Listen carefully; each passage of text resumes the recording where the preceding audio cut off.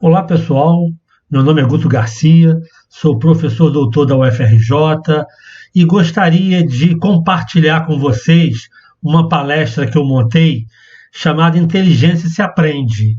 Eu dividi essa palestra em 10 módulos, então 2 vezes por semana eu vou postar 2 módulos dessa palestra. É uma palestra muito interessante, onde desde o aluno de 8 anos de idade até o aluno de 80 anos de idade pode assistir a palestra.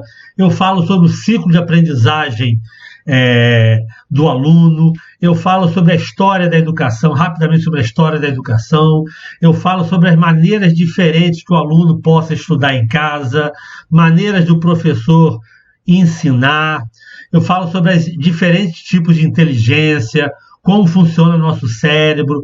Eu acho que tudo relativo à aprendizagem está nessa palestra, nesses 10 módulos aí. Então, o primeiro módulo, eu vou falar um pouco sobre como é difícil, como demora tempo transformar a educação.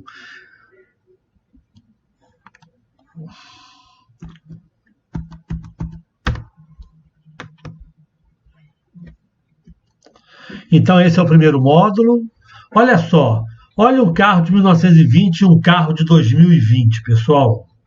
Olha como modificou, olha a mudança. Olha em termos de infraestrutura, em termos de prédio. Olha a diferença de um prédio de 1920 e um de 2020, pessoal. Olha a televisão, e olha a televisão de hoje em dia. Olha o telefone. Olha o telefone de hoje em dia, tudo que a gente faz hoje em dia no telefone a gente não fala, né? A gente faz tudo no telefone, menos falar. E olha o telefone de 1920. A saúde também mudou muito. Imagina a saúde de 1920 e a saúde de 2020. E a educação, pessoal? Olha a educação. Tem o professor, tem o aluno, tem o quadro branco, o quadro negro, um aluno atrás do outro em fila. Então, nós podemos dizer que a educação mudou muito pouco nesses 100 anos. Então, hoje nós temos um grande paradoxo. Hoje nós temos uma escola que foi projetada no século XIX, professor formado no século XX e aluno do século XXI. É isso que eu vou falar rapidamente aqui com vocês agora. Por que a gente tem essa escola projetada no século XIX? A primeira academia que a gente tem conhecimento, universidade, tipo faculdade de hoje em dia, é a escola de Platão. Lá em 500 anos antes de Cristo, Platão, junto com os mestres e filósofos da época, ensinava aritmética, política, arte, filosofia, para quem quisesse assistir às aulas, tá? Não tinha a idade, não existia separação por idade, tinha a vontade de aprender, tá? Então, nessa época aí, foi quando Platão criou o que a gente chama de currículo. E esse currículo, pessoal, durou até o século XV. Olha só, olha quanto tempo, 15 séculos,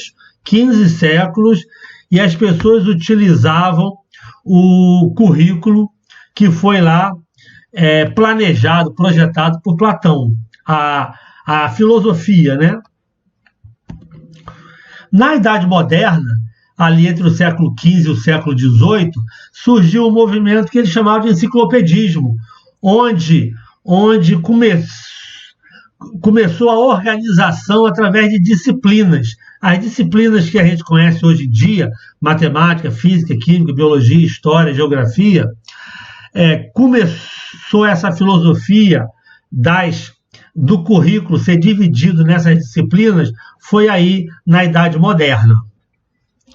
E foi na Revolução Industrial, ali pelo século XVIII, século XIX, que foi criada a organização escolar que nós temos nos dias de hoje.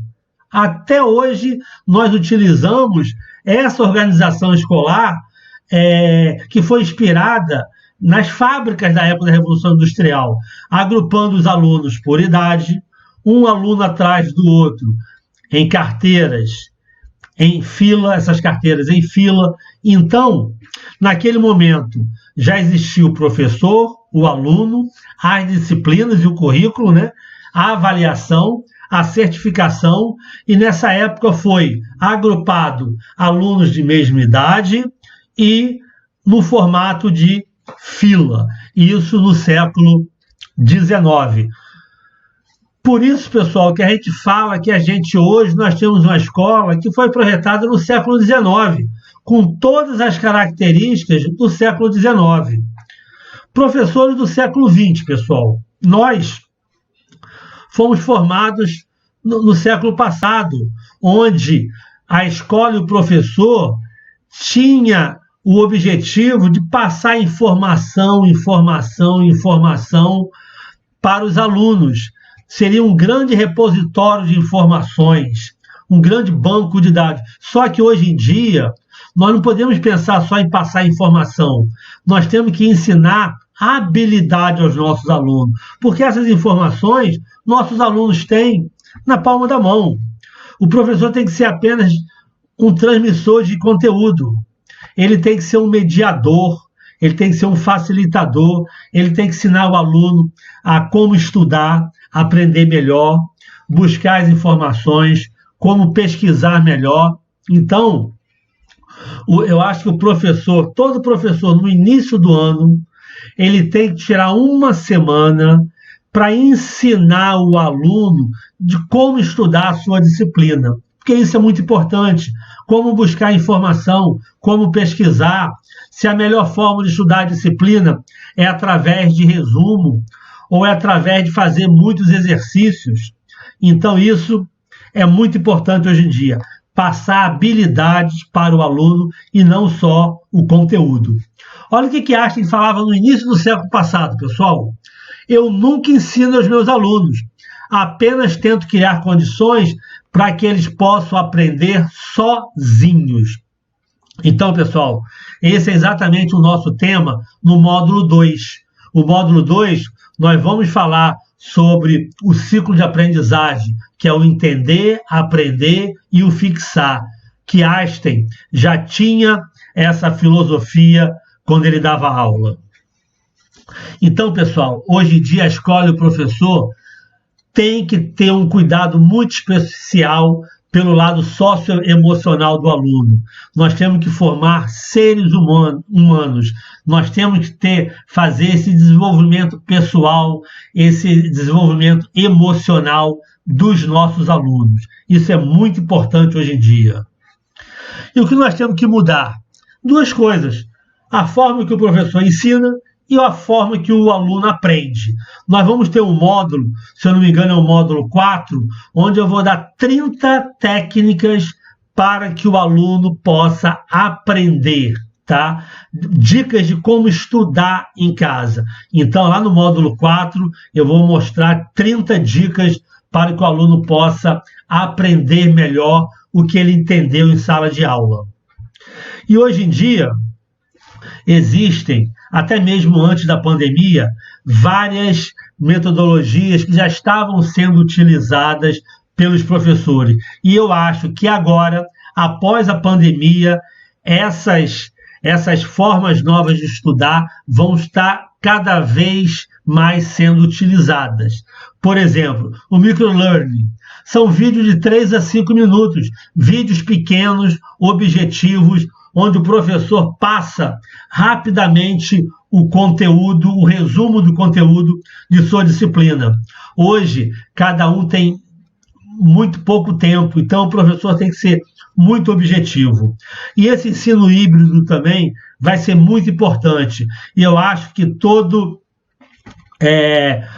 know-how que os professores, nesse momento, eles estão adquirindo com essa pandemia, eu acho que isso vai ser muito utilizado. O professor começar a dar em sala de aula uma disciplina e depois continuar a dar essa disciplina online ou através de um vídeo gravado. Eu acho que isso vai ser muito utilizado. E eu acho que aqui está o futuro, pessoal. é a sala de aula invertida. Eu acho que isso tem que ser muito implementado. Eu acho que... O que significa isso? Significa o seguinte: o professor, ele passa uma matéria ou através de livro, ou através de vídeo, para que o aluno primeiro estude em casa. O aluno estudando em casa aquela disciplina, depois o aluno vai para a sala de aula debater aquele conteúdo com o professor. Ele vai tirar as dúvidas com o professor vai explicar aquela matéria, mas o aluno já viu aquela matéria uma vez, e quando a gente vê uma matéria pela segunda, terceira vez, é muito mais fácil assimilar essa matéria. E outra forma que está sendo muito utilizada é a metodologia por resoluções de problemas. Alunos trabalhando por meio de desafios, exercícios, uma coisa que eu acho que todo professor tem que ter em mente também. Todos os dias o professor tem que passar exercício de casa para o aluno, para que o aluno possa exercitar em casa. É exatamente sobre isso que eu vou falar no módulo 2 da palestra. E nós temos alunos, pessoal, do século XXI. Alunos que têm todas as informações na palma de sua mão. A Universidade dos Estados Unidos fez um desafio, uma universidade lá, que eu não me lembro o nome, fez um desafio. Ele chamou 35 professores de ensino médio e pediu para cada um desses 35 professores, dividido lá nas disciplinas, 5 professores de cada disciplina, e pediu para os professores elaborarem uma prova de 10 questões, mas que a resposta não tivesse na internet, que a resposta não tivesse no Google.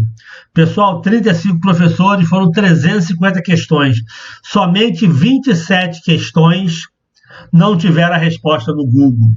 Então, por isso, foi provado mais do que nunca que o professor tem que saber o que passar para o aluno, que o aluno tem todas essas informações, tem que saber o que ensinar e o que cobrar para esses alunos, tá? Os alunos do futuro, pessoal, nós vamos precisar, o mercado de trabalho vai precisar de alunos que resolvam problemas complexos, que tenham pensamento crítico, que tenha criatividade, inovação, que seja gestor de pessoas, seja um líder, saiba trabalhar em equipe, tenha uma inteligência emocional. O jornal o Globo, ano passado, pessoal, deu uma notícia dizendo que 80% das demissões nas empresas é por algum problema pessoal na empresa, emocional da pessoa, e não por problemas técnicos.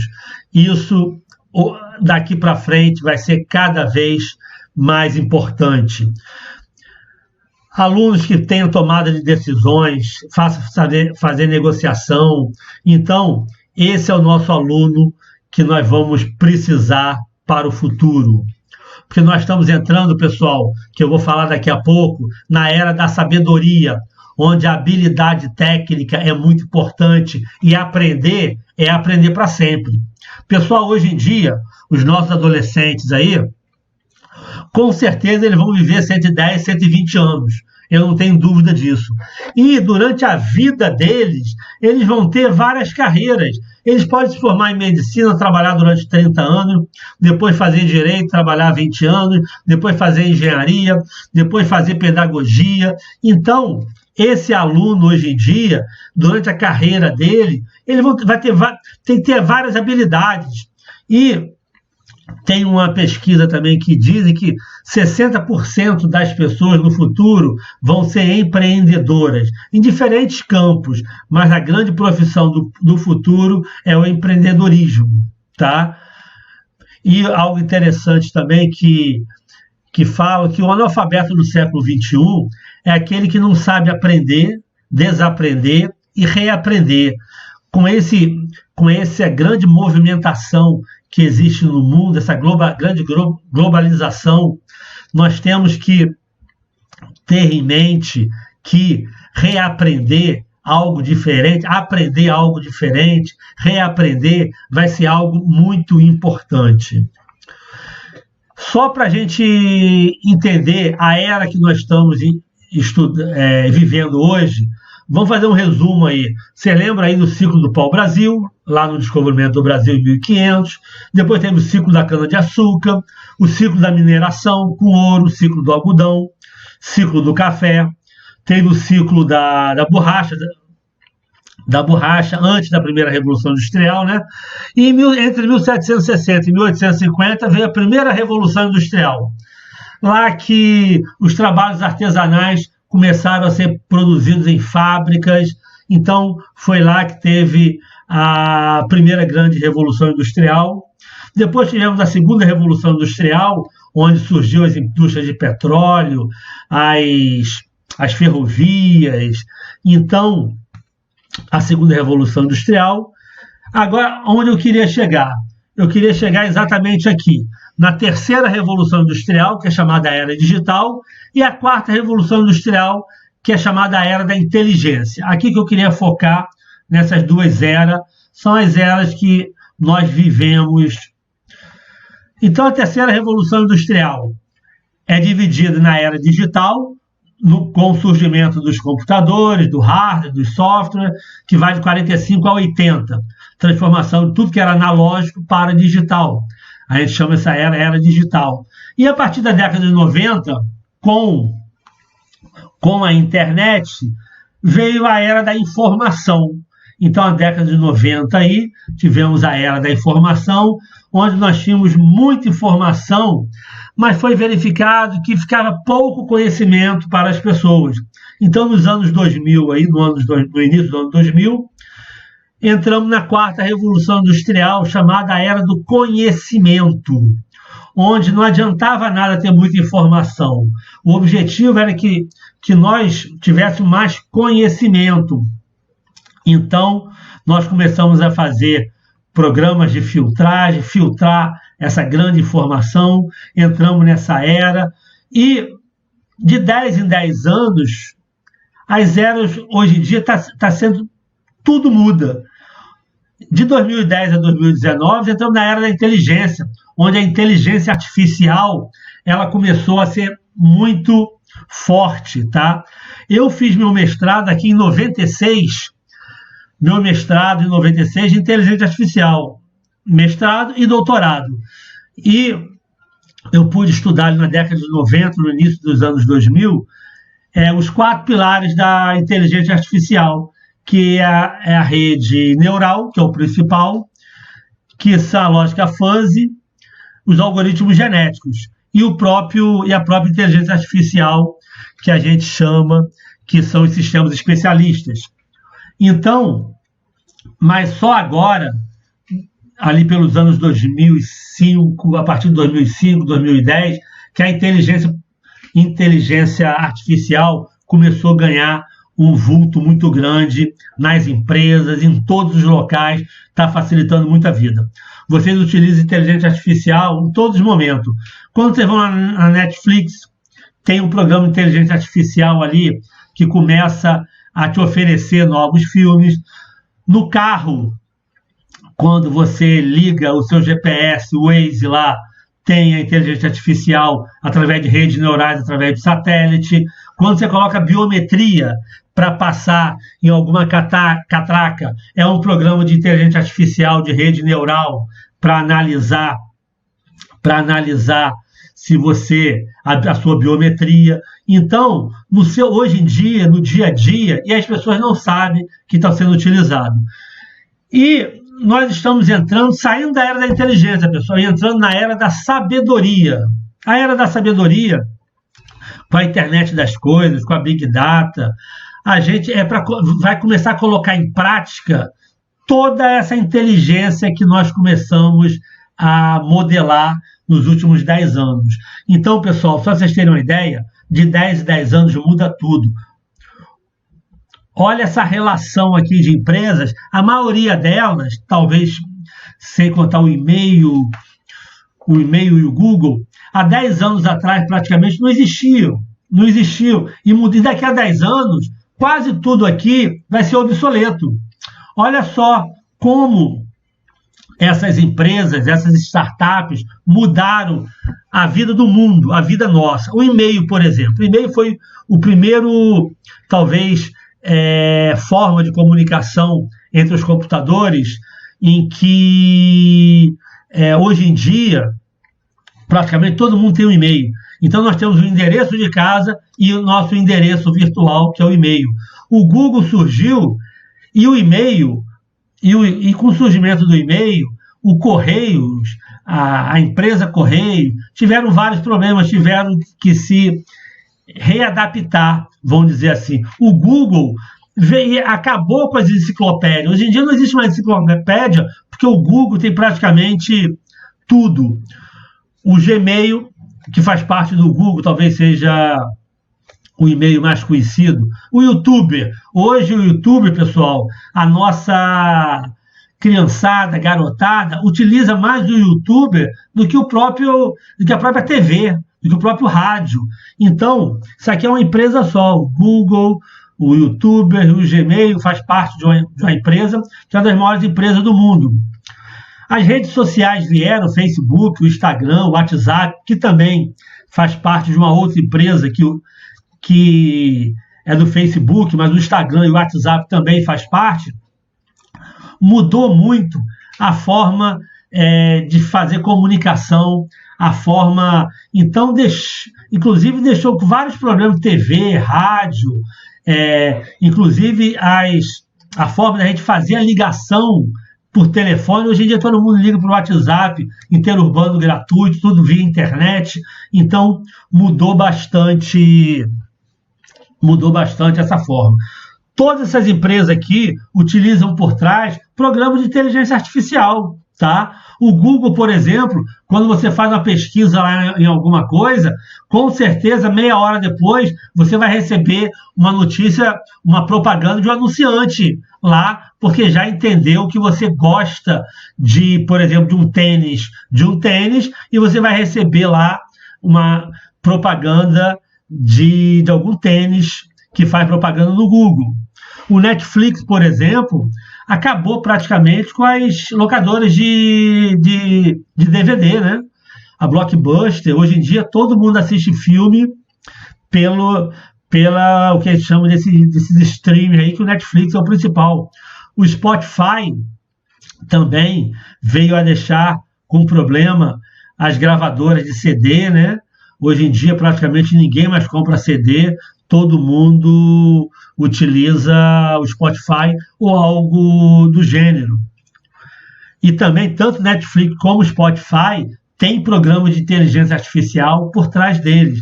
O Airbnb, hoje, as pessoas estão indo para outras cidades, em todo local do mundo, tem mais de 190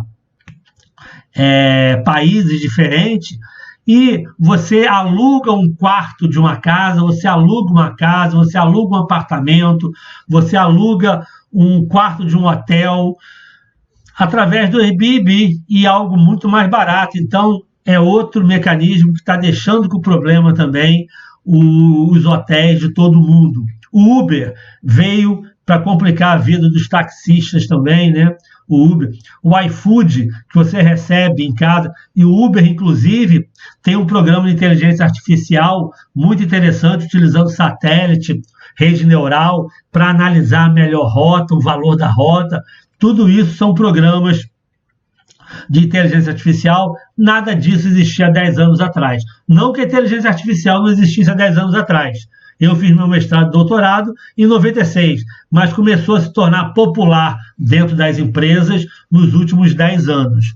O iFood de entrega em casa, o OLX, que acabou praticamente com os classificados, né? Hoje em dia não existe mais classificado. O Waze hoje, que todo mundo utiliza no carro, acabou com o GPS do carro. Home broker, hoje em dia, home broker, quem compra e vende ação, não existe mais aquele pregão presencial. Hoje em dia, tudo é feito pelo home broker.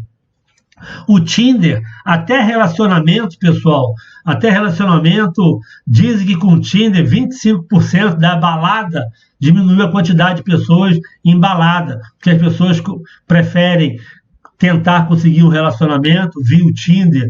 Compra também hoje é o que mais cresce na internet. A Amazon, o Mercado Livre é um exemplo disso.